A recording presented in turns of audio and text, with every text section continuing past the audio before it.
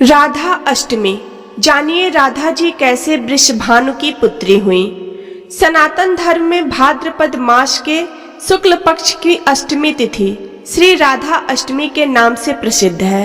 शास्त्रों में इस तिथि को राधा का जन्म दिवस बताया गया है। राधा जी वृषभानु की यज्ञ भूमि से प्रकट हुई थी। वेद तथा पुराण में जिनका कृष्ण बल्लभा कहकर गुणगान किया गया है, वे श्री वृंदावनेश्वरी राधा सदा श्री कृष्ण को आनंद प्रदान करने वाली साध्वी कृष्ण प्रिया थी। पौराणिक कथाओं के अनुसार राधा माता गोलोक में श्री कृष्ण के साथ निवास करती थी। एक बार देवी राधा गोलोक से कहीं बाहर गई। जब वापस आई तो देखा कि कृष्ण भगवान गोलोक में नहीं है। उस समय भगवान श्री कृष्ण अपनी एक सखी विराजा के साथ गोलोक में घूम रहे थे। यह बात जब राधा जी को मालूम हुई तो उन्हें गुस्सा आया और वो सीधे उनके पास पहुंची। वहां पहुंचकर उन्होंने भगवान श्री कृष्ण को काफी भला बुरा कहा। राधा जी का यह व्यवहार भगवान श्री कृष्ण के मित्र श्रीदामा को बुरा लगा और उन्होंने राधा को पृथ्वी पर जन्म लेने का श्राप दे डाला। राधा रानी को इतने गुस्से में देखकर कृष्ण भगवान की सखी विराजा भी वहां से चली गईं। इस श्राप के बाद राधा ने बदले में सुदामा को श्राप देते हुए राक्षस कुल में जन्म लेने का श्राप दे दिया।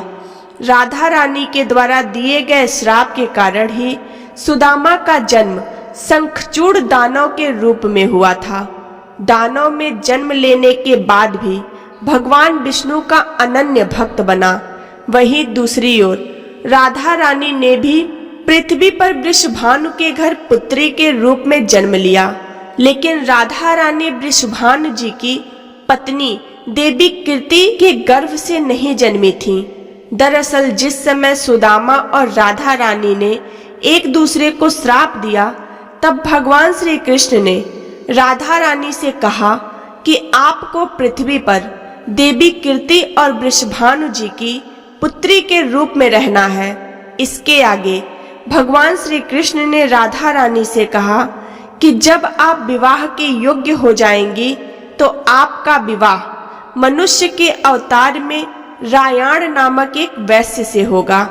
हालांकि वह भी मेरे अंशावतारों में से ही एक होगा। आप धरती पर भी मेरी प्रियतमा बनकर ही रहेंगी, परंतु हम दोनों को वहां बिछड़ने का दुख सहना होगा। हे राधा रानी, अब आप धरती पर जन्म लेने की तैयारी करें। सांसारिक दृष्टि में देवी कीर्ति गर्भवती हुई और उन्हें प्रसव भी हुआ, लेकिन देवी कीर्ति के गर्भ में योग महिमा की प्रेरणा से वायु का प्रवेश हुआ और उन्होंने वायु को ही जन्म दिया। जब वह प्रसव पीड़ा से गुजर रही थी, उसी समय वहां देवी राधा रानी एक प्यारी सी कन्या के रूप में प्रकट हो गईं। जिस दिन राधा रानी प्रकट हुई वह भाद्रपद शुक्ल पक्ष अष्टमी का दिन था। इसलिए भाद्रपद शुक्ल पक्ष अष्टमी को राधा रानी अष्टमी के रूप में जाना जाता है।